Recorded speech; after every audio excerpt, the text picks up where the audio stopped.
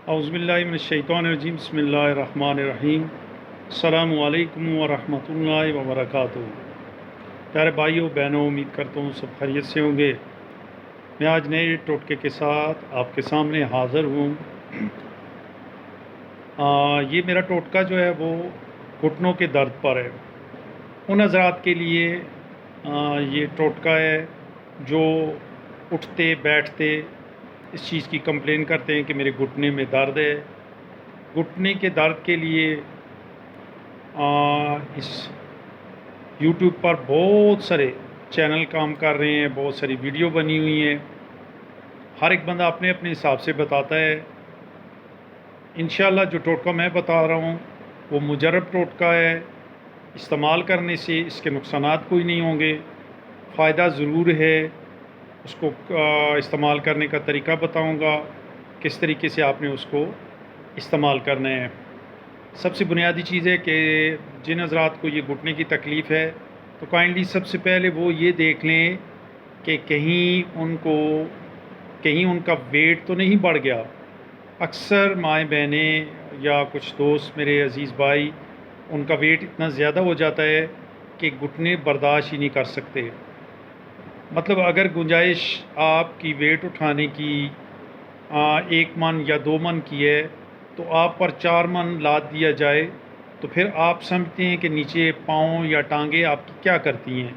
तो वो तो चंद लम्हे का वेट होता है। तो ये तो हर वक्त आप उठा के रखते हैं। सबसे पहले बुनियादी चीज़ ये है कि अपने वेट को आप कम कीजिए। वेट के बढ़ने से बहुत सारी बीमारियां पैदा होती हैं और जिसमें ये टांगों का प्रॉब्लम होता है।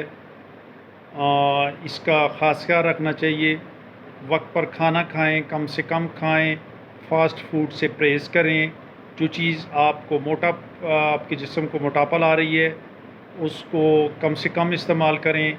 वॉक करें, अपनी सेहत का ख्याल रखें तो इंशाअल्लाह इन चीज़ों की नौबत ही नहीं आएगी। लेकिन कुछ लोग ऐसे हैं जो कमज़ोर भी हैं, इतना वेट भी नहीं है, तो उनके घुटने में तकलीफ़ है। घुटनों की तकलीफ़ तकरीबन 5-7 साल या 10 साल से बहुत ज़्यादा हो रही है। हर दूसरे तीसरे बंदे को इसकी तकलीफ़ है। इसकी बुनियादी वजह बहुत सारी हैं, कुछ मैं भी बता देता हूँ। आबोहवा का भी असर है। फिर इसके अलावा आबोहवा मैंने इसलिए कहा है कि ग्लोबल वार्मिंग में काफ़ी सारी चेंजिंग आ चुकी है। और इसके अलावा ये भी कह सकता हूँ कि आपका फूड जो है वो पेयर नहीं है, उसमें भी बहुत सारे प्रॉब्लम हैं। सब्ज़ियाँ हैं, फल हैं, मुख्तलिफ़ तरीक़ों से उन पर स्प्रे होता है। तो ये चीज़ें मतलब असल में नुकसान दे रही हैं और इससे बचा कैसे जाए बहुत मुश्किल है। लेकिन हर चीज़ को आप खुसूसन फ्रूट जब इस्तेमाल करते हैं तो उसको धोकर इस्तेमाल करना चाहिए। बाकी तो चीज़ें जो आप इस्तेमाल करते हैं मजबूरी है, वो तो करनी पड़ेगी। खाना आपने खाना है, बाकी पानी पीना है, सारे कुछ चीज़ें करनी हैं। तो असल टॉपिक की तरफ मैं आता हूँ कि मेरे एक अज़ीज़ मेहरबान ने मुझे बताया, उसको ये तकलीफ़ थी तो वो इस सिलसिले में घुटने के इलाज के लिए एक दूसरे ममालिक में श्रीलंका में गए। वहाँ पर उन्होंने उसका ट्रीटमेंट करवाया, लेकिन फिर भी उनकी तकलीफ़ न गई। तो कहते हैं कि बस अचानक एक दिन मुझे एक शख्स ने बताया कि मेरे भाई आपके पास बहुत प्यारा इलाज है, आप वो क्यों नहीं करते। तो वो इलाज क्या है? उसने कहा है कि इलाज ये है कि आप ये, हम तो उसको अपनी ज़ुबान में सरगंडा बोलते हैं, बड़ा कचालू, मोटा कचालू होता है, यानी मंडी से आपको दस्तयाब हो जाता है, जिसको अक्सर लोग उबाल कर नरम करके छिलका उतार के उसको छोटे छोटे पीस करके मिर्च मसाला उसके ऊपर दूसरे मसाले डालकर नींबू उस पर छिड़काव करके या खट्टी का छिड़काव करके छोटे बच्चों को खिलाते हैं, बड़ी शौक़ से खाते हैं। टेस्टफुल होता है। हमारी मंडी में तो उसको सरगंडा ही बोलते हैं। बाकी बड़ा मोटा सा कचालू होता है, ठीक है।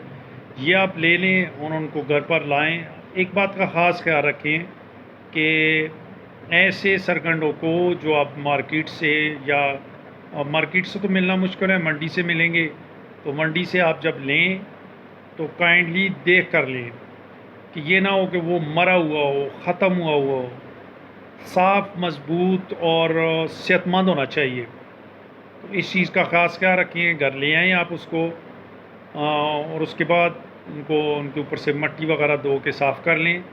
एक बड़े से बर्तन में, जार में डाल के हल्की आंच पर चूल्हे पर चढ़ा दें।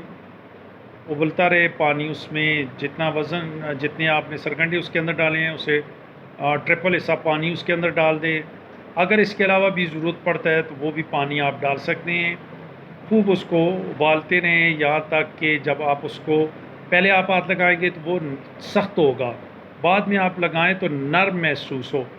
जब नर्म महसूस हो तो आप समझ लें कि ये अब तैयार हो गया है। लेकिन एहतियात ये करनी है कि जब आप उसको गर्म उबलते पानी से निकालेंगे तो मेहरबानी करके पहले उसको ठंडा करके फिर आप उसको चेक करें। ये ना हो गर्म में से आप चेक करें तो आपके हाथ जल जाए। तो प्लीज़ इस बात का ख़ास ख्याल रखें। बच्चों की पहुंच से भी दूर रखें क्योंकि इसमें बहुत उबला हुआ पानी होता है। जब ये तैयार हो जाए आप उसको उतार के नीचे रखें, ठंडा करें। ठंडा करने के बाद ज़रूरत के मुताबिक, फ्रिज में नहीं रखना, दोबारा वो सख्त हो जाएंगे। उसको आप घर में सबको खिला सकते हैं, ख़ुद भी खाएं। इस तरीके से अब यहाँ एक एहतियात करनी है कि हर एक शख्स का स्टमक ठीक नहीं होता। अक्सर लोगों की स्टमक ख़राब हैं तो वो काट कर उस पर मिसाले वगैरह, मिर्च मसाला डालकर, खट्टी या नींबू डालकर, तो फिर उनके लिए तो वो प्रॉब्लम पैदा करेगा। तो आप कहेंगे यार अच्छा टोटका है कि बजाय फ़ायदा होने के डॉक्टर के पास जाना पड़ रहा है, तो बस वो टोटका उधर का उधर ही रह जाएगा। तो प्लीज़ जिन लोगों के स्टमक ख़राब हैं, उनको पता है कि मेरा स्टमक कैसा है और ये ऐसा इसको हज़म कर सकता है, नहीं कर सकता, तो वो उनको चाहिए, जिन लोगों के स्टमक ख़राब हैं, तो वो मेहरबानी करके एक उसको काट कर हस्बे ज़ायक़ा नमक डाल लें। ब्लड प्रेशर वाले इस पर एहतियात करें नमक से। मतलब उसको ये ज़्यादा ख्याल रखना है कि नरम, बहुत ज़्यादा नरम हो जाए तो बहुत ज़बरदस्त हाजमा भी दुरुस्त होगा। ये आप इस तरह करें कि हफ्ते में 2 मरतबा आप इसको इस्तेमाल करें। 3 मरतबा भी कर सकते हैं। रोज़ाना के हिसाब से भी 1 प्याला कर सकते हैं अगर आप बर्दाश्त कर सकते हैं, आपका मैदा ख़राब नहीं होता। ये उन हज़रात के लिए तो जिनका मैदा ठीक है और घुटनों में तकलीफ़ है, वो बेशक मज़े लेकर खाएँ। चूरन मसाला डालें, दूसरा कोई भी मसाला उसके ऊपर डाल लें, मिर्च डाल लें, उसके बाद नमक वगैरह डाल लें, नींबू उसमें निचोड़ें और ऊपर जनाब मज़े लेकर खाएं आप उसको। ये नहीं है कि आप खाली पेट खाएं। बेशक खाना खाने के बाद खा लें जिसमें आपको डिस्टर्बेंस ना हो, क्योंकि काफ़ी अर्से बाद जब आप कोई चीज़ इस्तेमाल करते हैं तो उसमें मैदा ख़राब होने का शदीद ख़तरा होता है। तो इंशाल्लाह ये इस्तेमाल करें। और साथ रोज़ाना के हिसाब से आपने ये काम करना है कि टांग को सीधा करना है। आप किसी सोफ़े पर बैठें, किसी चारपाई पर बैठकर टांग को आप भी आगे स्ट्रेट करना है जिसमें तकलीफ़ है, तो उसका जो पंजा है, पाँव का पंजा, उसको पीछे की तरफ अपनी तरफ खींचें। तो यहाँ होल्ड करें। बस यही मैं कह सकता हूँ कि आप 10 से 12 मरतबा कलमा पढ़ लें, आपको सवाब भी मिलेगा और साथ ही आपको इसका मसला भी नहीं होगा और तकलीफ़ भी आपकी दूर हो जाएगी इंशाअल्लाह।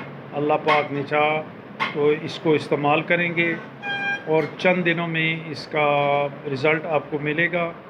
और फिर दुआओं में याद रखना, ये मेरा चैनल है फ्री टोटका ट्रेयर्स के नाम से। सब्सक्राइब करें, शेयर करें। अक्सर मैं ये कहता हूँ कि भाई जिनको फ़ायदा पहुँचता है वो अपने तक महदूद ना रखें, आगे उसको शेयर करें, तो इंशाअल्लाह फ़ायदा ही फ़ायदा होगा। इजाज़त चाहता हूँ नई वीडियो आने तक। अस्सलामु अलैकुम व रहमतुल्लाहि व बरकातुहू।